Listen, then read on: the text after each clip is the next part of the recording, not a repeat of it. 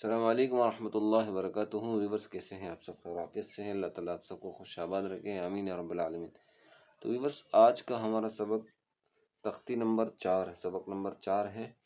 تو ہم اس میں سیکھیں گے کہ تختی نمبر 4 بیسکلی ہے کیا، اس میں کس چیز کا سبق دیا جاتا ہے، ہمیں کیا چیز سکھایا جاتا ہے اس میں، تو ہم یہ پڑھیں گے۔ تو ویڈیو کو پورا واچ کیجیے، چینل کو سبسکرائب کیجیے، ہمارے ساتھ رہیے، تو ہر ایک چیز کو غور کیجیے، تو انشاءاللہ آپ کو ضرور سمجھ میں آ جائے گا، ٹھیک ہے۔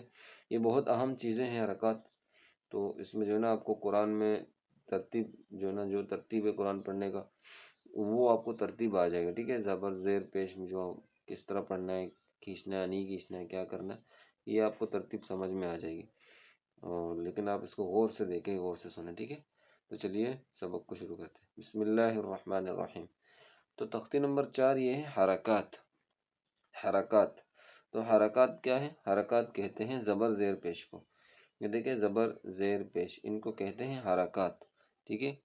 ایک کو حرکت کہتے ہیں اور تینوں کو زبر زیر پیش، تینوں کو حرکات کہتے ہیں، ٹھیک ہے۔ تو حرکات کو کس طرح پڑھیں؟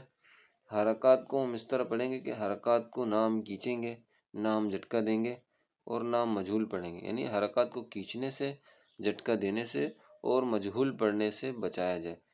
تو ہم آپ کو یہ بھی بتائیں گے کہ کھینچنے سے کیا مراد، جھٹکا دینے سے کیا مراد اور مجہول پڑھنے سے کیا مراد، ٹھیک ہے۔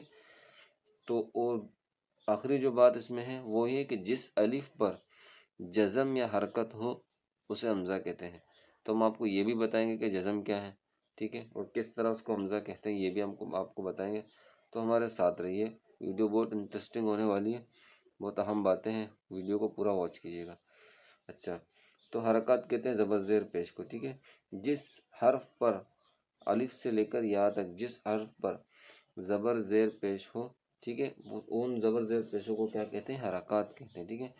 تو حرکات کو ہم اس طرح نہیں کھینچیں گے جیسے حمزہ زبر آ، ٹھیک ہے، حمزہ زبر آ، اس کو ہم یوں پڑھیں گے، لیکن اگر آپ اس کو یوں پڑھیں گے کہ حمزہ زبر آ، تو یہ کھینچنا ہوا، ٹھیک ہے۔ ان چیز سے بچایا جائے، ان چیزوں سے۔ حمزہ زیر ای، حمزہ پیش او، اب یہ کیسے ہوگا؟ آ ای او، اس طرح ہوگا آ ای او۔ اگر ہم اس کو یوں پڑھیں آ ای او، تو یہ کھینچنا ہوا، ٹھیک ہے، اس چیز سے بچایا جائے۔ اسی طرح اگر ہم دیکھیں، مثال میں آپ کو دیتا ہوں، اب آپ مثال کے طور پر یہاں دیکھیں، ٹھیک ہے، یہ دیکھیں یہاں پر دیکھیں آپ، زبر دو حرکت ہے نا یہاں پر۔ اب اور اگر اس کو ہم یوں پڑھیں یا راہو، یا راہو، یہ کھینچنا ہوا نا، تو ان کو کھینچنے سے بچایا۔ دیکھیں ابھی اس کو کیسے پڑھیں گے؟ یا راہو، یا زبر یا را، زبر را، یا را، ٹھیک ہے، اس طرح۔ اگر اس کو کھینچیں گے تو یہ یوں ہو جائے گا یا راہو، تو بالکل غلط ہو جائے گا۔ تو اس طرح جو ہے نا اس کو کھینچنے سے بچایا جائے، ٹھیک ہے، تو نہ کھینچیں۔ اب وہ ایک بات ہو گئی، حرکات کو کھینچنے سے بچایا جائے، اور جھٹکا دینے سے بھی بچایا۔ جھٹکا دینا کیسا ہے؟ جیسے حمزہ زبر آ ہوتا ہے، وہ کچھ لوگ پڑھتے ہیں حمزہ زبر آ، حمزہ زیر ای، حمزہ پیش او، آ ای او، یہ جھٹکا دینا ہے، تو اس چیز سے بھی بچایا جائے۔ اس کا مثال میں آپ کو دیتا ہوں، آپ یہاں دیکھیں گے، یہ دیکھیں، ابھی اس کو ہم پڑھیں گے ابدن، حمزہ زبر اب، با زبر با، ابا دال دو زبر دن، ابدن۔